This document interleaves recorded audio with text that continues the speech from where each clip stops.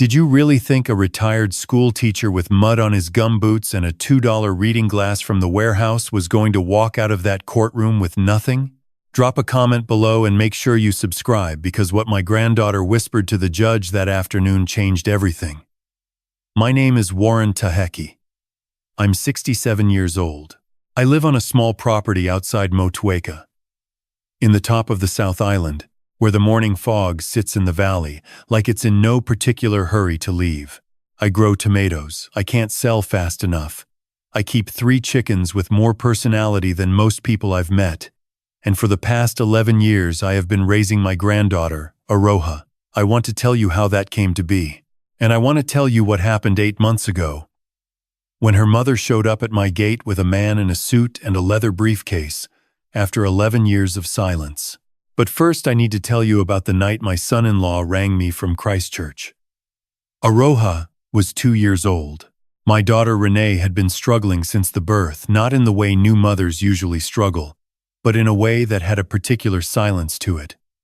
A withdrawal that I recognized in my bones, but couldn't name. Her husband Daniel worked in logistics. Long hours, lots of travel. They lived in a flat in Sydenham, small and cold in the way that Christchurch flats can be in winter, with those single-pane windows that do nothing against the frost. Renee had noticed, in those early months, that Aroha didn't respond the way the Plunkett nurse expected, didn't turn toward voices, didn't point, didn't wave. She'd sit for long stretches in what looked like deep concentration, running her fingers over the same textured edge of a blanket. Over and over, in a pattern only she understood.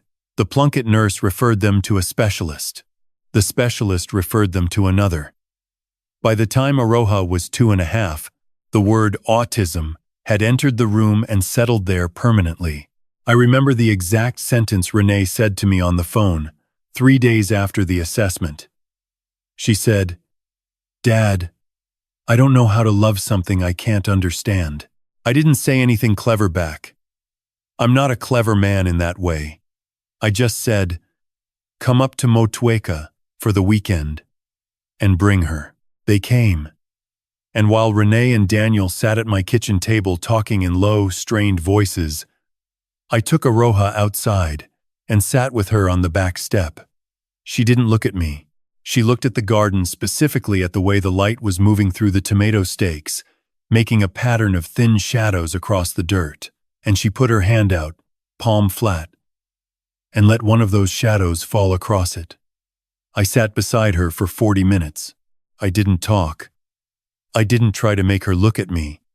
I just sat there while she watched the shadows move. When we went back inside, Renee was crying, and Daniel had his car keys in his hand. They left that Sunday. Aroha stayed. Renee said it would be temporary. She said she needed a few weeks to get her head straight. Daniel said the same. I said, of course. I got the spare room ready, put a low bed on the floor the way the occupational therapist later told me was better for her, and I bought a nightlight in the shape of a half moon because the dark made her distressed in a way that was difficult to watch. A few weeks became a few months. A few months became a year. By the time Aroha turned 4, I had filed for guardianship, not because I wanted to take something from Renee, but because Aroha needed a doctor she saw regularly, a kindy that knew her name, a life with edges she could trust. The family court granted interim guardianship. Renee didn't contest it. Daniel had, by then, separated from Renee and moved to Brisbane. And Renee, my daughter, my firstborn, the girl I'd coached through her school certificate maths at this very kitchen table, moved to Auckland, got a job in hospitality management, and more or less stopped ringing. The first year, she rang every few weeks. Then it was every few months. By the time Aroha was 6, a birthday card arrived with a $20 note inside and no return address on the envelope. After that, nothing. I won't pretend I handled that gracefully. There were nights, after Aroha was asleep, When I'd sit on the back step with a cup of tea that went cold and I'd feel something that wasn't quite anger and wasn't quite grief. It was more like bewilderment, the kind you feel when the world behaves in a way you have no framework for. But mornings came. Aroha came. And Aroha was, I don't know how to say this without sounding like a man making excuses for his own attachment. Aroha was extraordinary, not in the way people sometimes mean when they say autistic children are extraordinary, with a kind of surprised condescension that I learned to recognize and dislike. She was extraordinary, the way a river is extraordinary, relentless, particular, moving always in the direction she was moving, regardless of what you thought about it. She didn't speak until she was 4.5. When she did, her first words were not mama or papa or the name of any person. Her first word was shadow. She said it standing at the back step, pointing at the ground. On a Tuesday morning in March, I rang the speech-language therapist, a woman named Diane who drove up from Nelson twice a week and had the patience of a geological formation, and I said, she said shadow. And Diane said, brilliant. Don't make a fuss of it. Just say the word back to her. So I did. I said, shadow. And Aroha said it again. And that was that. By 5, she had words but not conversations.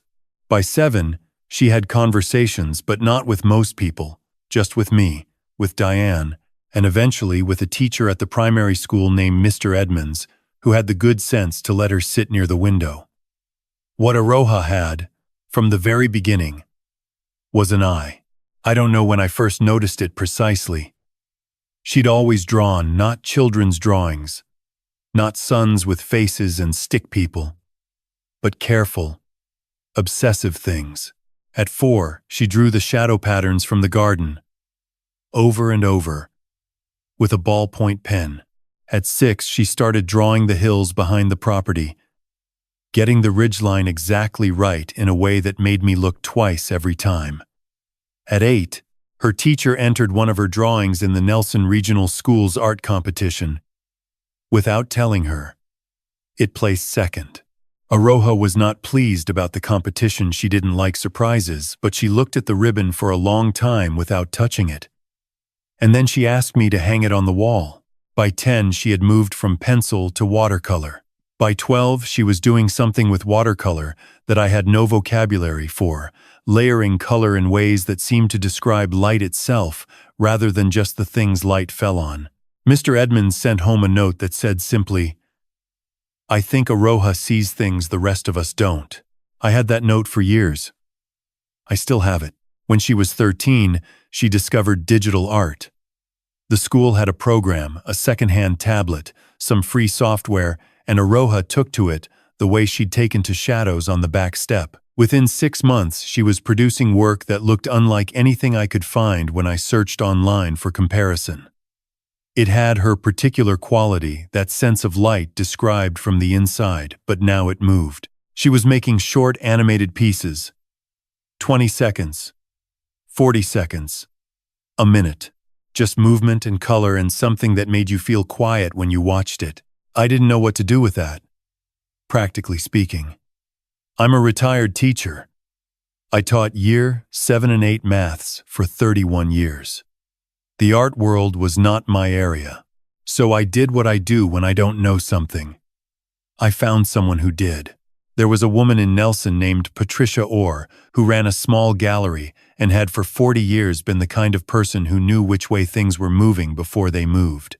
I drove down to see her with 3 of Aroha's printed pieces and 2 videos on my phone. Patricia looked at them for a long time without speaking. Then she said, How old is she? 13, I said. Bring her to meet me. I did. It took 3 visits before Aroha would speak to Patricia directly. But by the 4th visit, they were talking about color temperature with a focused intensity that I understood none of, but was moved by nonetheless. Patricia connected us with a digital art collective in Wellington. The collective connected Aroha's work under a studio name she chose herself, Tāheke Light, which used her surname and was, She explained to me very precisely, accurate with a licensing agent in Sydney. The licensing agent began placing her animated pieces with companies looking for original content for advertising, for packaging, for architectural installations. By the time Aroha was 15, Tāheke Light had placed 17 pieces. By 16, the number was 31. The revenue was managed through a trust I'd had set up on Patricia's strong advice, with a trustee who was not me. Because Patricia had said, "You need it at arm's length from you personally, Warren, for her protection and yours." I hadn't told anyone about the money. It wasn't a secret exactly. There were contracts, there was an IRD number, there was a trustee, but it wasn't something I talked about at the bowls club or mentioned when neighbors asked how Aroha was getting on. It was hers. It would be there when she was old enough to need it. I had no idea anyone outside our small circle knew. Then, on a Tuesday morning in August last year, I was pulling weeds from the tomato bed when I heard a car come up the gravel drive. It was a rental car. The kind that looks provisional, like the person driving it hasn't committed to staying. Renee got out. I stood there with soil on my hands, and I looked at my daughter for the first time in 9 years. She was 41 now. She looked not older in the way I'd imagined. Not worn down by time the way I'd sometimes pictured in uncharitable moments. She looked well. She'd cut her hair short. She was dressed in a way that said she'd thought about how she'd look when she arrived. There was a man in the passenger seat. He got out after her. Mid-40s, blue suit. The kind of shoes that are expensive but also meant to be noticed. "Dad," Renee said. I looked at her. I looked at the man. I looked back at her. "This is Marcus," she said. "He's my solicitor. I have told a lot of hard things to a lot of people in my life. Exam results. Diagnosis conversations as a teacher. The phone call I made to my own father when my mother died. I know what it is to stand in a doorway and say the difficult thing. I recognized, standing there in my tomato patch, that Renee did not know what a difficult thing was. Because if she did, she would not have brought a solicitor.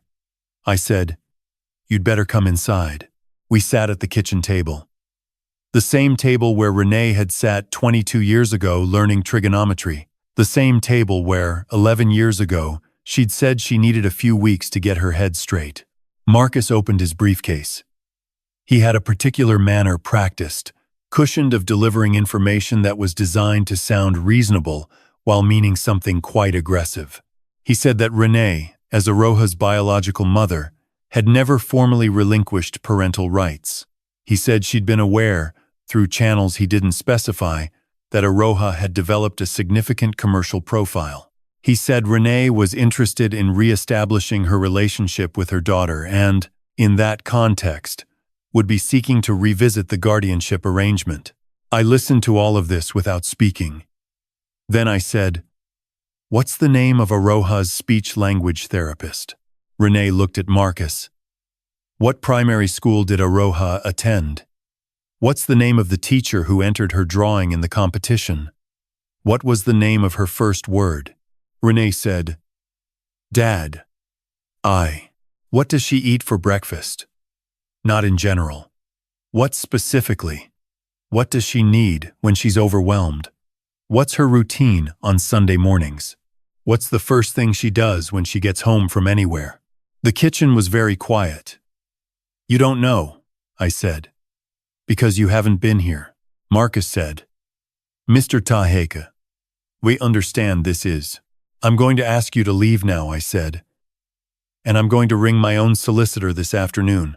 My solicitor was a woman in Nelson named Jo Ferris, who I'd used for the guardianship application 11 years ago and for my wife Patricia's estate when she died 4 years back. Jo was 62, direct, and had a way of asking exactly the right question at exactly the right time that I had always found steadying.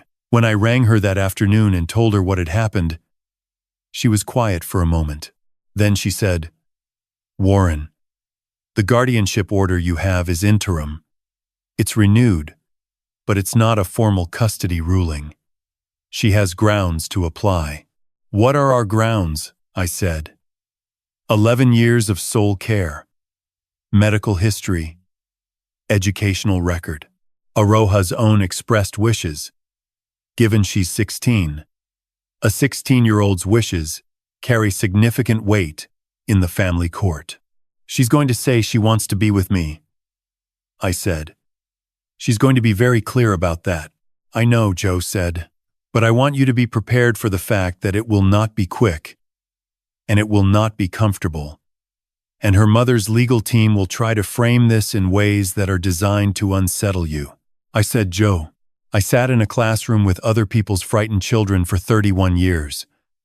I know what it looks like when someone's trying to frighten you. I'm not frightened. That was mostly true. The hearing was set for November. 3 months. In those 3 months, I did not tell Aroha what was happening. I told her that there were some legal things about her guardianship that we needed to tidy up, which was true, and that she didn't need to worry about it, which she seemed to accept, though she asked me twice in that careful way she had whether I was sleeping well. She was sleeping well. She was working. Those months. On the largest piece she'd ever attempted, a 6-minute animated work commissioned by an architecture firm in Auckland for the atrium of a new building. She worked on it every afternoon after school, sitting at her desk with her tablet and her headphones on. And sometimes I'd stand in the doorway and watch without her knowing, and I'd think about how a person could be so entirely themselves. The week before the hearing, Joe rang me with something in her voice I hadn't heard before. A careful quality, like she was choosing her words slowly. I have to be honest with you, Warren. Their barrister is very good. He's going to make an argument about Aroha's commercial interests and the question of who is best placed to manage them going forward. He's going to suggest that Renee, as her biological parent, is the appropriate legal guardian for a minor with significant assets.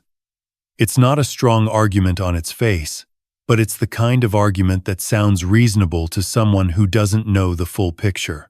I said, "What do? We make sure the full picture is in front of the judge," she said. "All of it.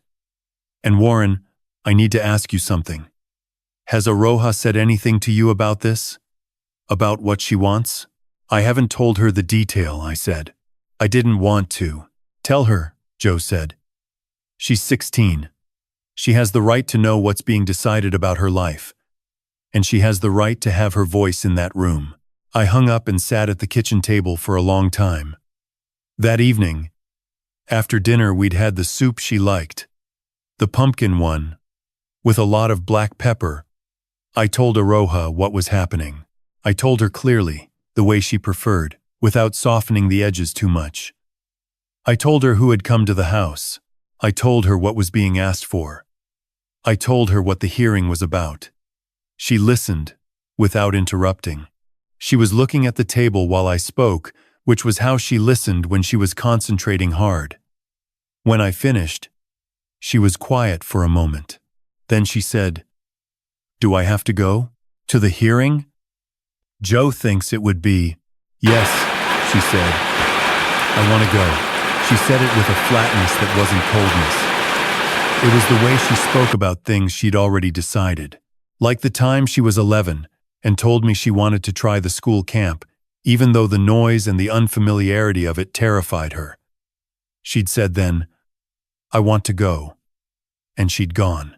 And she'd come back with muddy boots and a particular kind of tiredness that looked different from her usual tiredness. It looked like satisfaction. "All right," I said. "We'll go together." The hearing was in Nelson. We drove down the morning of. Aroha wore a blue jersey and had her hair loose, which was unusual. She normally kept it back. She brought her tablet in her bag. Not to use, I think, just because it was hers. And having it nearby was steadying. The room wasn't a courtroom in the way people imagine from television. It was a smaller space, carpeted, with a long table. The judge was a woman named Judge Patel, late 50s. with reading glasses pushed up on her head and the look of someone who had heard a great number of things and been surprised by very few of them. Renee sat on the other side of the table with Marcus. She'd brought the barrister Joe had told me about a man named Creighton Walsh, silver-haired, the kind of polish that takes practice. He shook everyone's hand and smiled at Aroha, who did not smile back. Creighton Walsh was, as Joe had warned, very good. He spoke about biological bonds and parental rights, and the importance of a mother's role in an adolescent's development. He spoke about Aroha's commercial interests and the complexity of managing them. He spoke about Renee's position. She was now settled in Wellington. He said, in a stable home, professionally established, ready and committed to rebuilding her relationship with her daughter. He said this word ready, with a weight that I think he intended to sound like virtue. When Joe spoke, she was simpler. She gave 11 years of facts, appointments, schools, reports, the guardianship record, medical history, the names of every professional who had worked with Aroha. She entered the trust documentation to show that Aroha's commercial interests were already appropriately managed and had been for 3 years. She said, gently but clearly, that Aroha had expressed a preference, and that the court would hear from Aroha directly. Creighton Walsh objected to this mildly, suggesting it was unnecessary distress for a young person. Judge Patel looked at him over her glasses and said she would make that determination herself. Aroha sat beside me and did not move. When Judge Patel spoke to her, she did it the way a thoughtful person speaks to someone they are trying not to startle. She said, Aroha, you don't have to speak if you'd prefer not to, but if there's something you'd like me to know, this is the time. There was a long silence. I know Aroha's silences. I know which kind is distress, and which kind is processing, and which kind is the one before she says something she's been composing for a long time. This was the third kind. She said, my koro raised me. She used the Maori word for grandfather. She had always called me that, not a formal choice, just the word that came first. The way her first word had been shadow. She said, he knows that I need to know what's for dinner by 3 o'clock or I can't eat it. He knows that I can't have wool against my skin. He knows that when the power goes out, I need the torch in the same place every time, or I can't stop the feeling in my chest. He knows that I need 20 minutes alone after school before I can talk to anyone, even him. He knows I don't like to be touched unless I start it. She said all of this looking at the table. Then she looked up at Judge Patel and said, she doesn't know any of that. She's never been here. The room was very quiet. I'm not angry at her, Aroha said. And I believed her, because Aroha did not say things she didn't mean. But I'm not going with her. I live with my koro. That's where I live. She put her eyes back down to the table and didn't speak again. Creighton Walsh tried. He said something about the importance of a mother-daughter relationship, and about Aroha having the opportunity to know her mother more fully as she matured. Judge Patel let him finish, and then said, quietly, I've heard from Aroha directly. I don't think I need to hear more on that point. The decision wasn't given that day. It came 3 weeks later in a written judgment.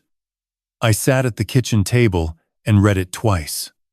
Judge Patel had found that permanent guardianship should remain with me. She noted Aroha's age and her clearly expressed preference. She noted the 11-year record of care. She noted, with what felt like precision, that the application appeared to have been motivated less by the welfare of the child than by other considerations. She used the word welfare 3 times. I counted. I rang Joe and she said, I told you she was a good judge. And I said, yes. And then I sat there for a moment not saying anything, because there are moments when the relief is so complete that it takes up all the space in your chest and there's no room for words. That evening, I told Aroha. She was at her desk working on the atrium piece. She had her headphones on. I tapped her shoulder. which she allows me to do, and when she took the headphones off, I told her what the judgment said. She nodded. She picked up her stylus. She looked at the screen for a moment, and then she said, "I knew." "Did you?" "I said what was true," she said. "That's usually enough. I went to make dinner." She put her headphones back on. The atrium piece was installed 3 months ago. I drove up to Auckland with Patricia's old friend from the gallery, she insisted, and we stood in the foyer of this new building on Wyndham Street and watched the walls move with light. That's the only way I can describe it. The walls moved with light. People coming in and out of the building stopped and looked up. The way people look up at certain skies. Aroha wasn't there. She didn't want to come. She said she'd already finished it, and that watching other people look at it wasn't interesting to her, which I understood completely. I stood there and I watched the light move, and I thought about the back step in Motueka, and a 2-year-old's palm held flat to catch a shadow. She's 17 now. She's working on something new. She won't tell me exactly what, but she's been asking me questions about tides, how they sound, what it feels like when the pull changes. I've been driving her down to Kaiterateri on Sunday mornings, and we sit on the rocks and she listens with her eyes closed. And sometimes I sit beside her and I listen too, and the water does what water does. She still needs the torch in the same place when the power goes out. She still needs 20 minutes alone after school. She still can't eat dinner if she doesn't know what it is by 3 o'clock. These things are not burdens. They are just the shape of knowing someone. I've been thinking, since the judgment came through, about what I would say to other grandparents, other aunts, uncles, older siblings who find themselves raising a child someone else couldn't stay for. Because I know there are more of us than people talk about. I see it at the school gates. I see it in the waiting rooms of specialists. I see it at the Plunkett gatherings, where the person holding the child is not the age anyone expected. So here is what I know. The paperwork matters. Get it done early, even when it feels like a betrayal, even when you're hoping it won't be necessary. The paperwork is not a judgment on anyone. It is a protection for the child. Go to the family court. Get the order.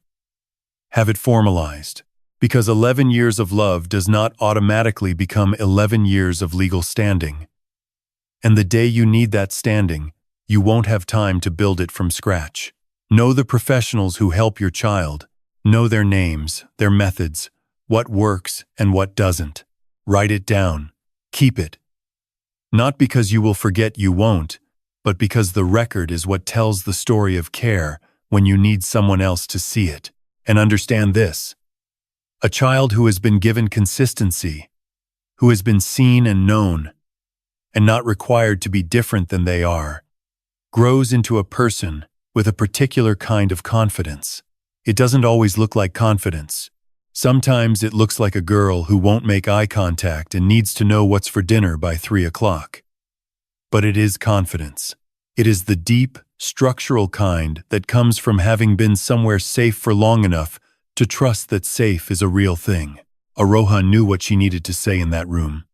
She said it without fear, because she has never, in the 11 years I have known her, had a reason to be afraid of telling the truth. I did not give her that. She brought it with her, the way she brought her eye for light, the way she brought her word for shadow. But I would like to think I gave her somewhere safe enough to use it. Outside right now, it's one of those Nelson evenings where the sky goes 3 different colors before it goes dark. She's at her desk. I'm going to put the kettle on. I know what she wants for dinner because she told me at 3 o'clock, and I've had it ready since 5. The chickens are in for the night. The tomatoes are coming in fast. And somewhere in this house, there is a girl making light out of nothing. Which is, I think, what certain people have always done, whether the rest of us were watching or not.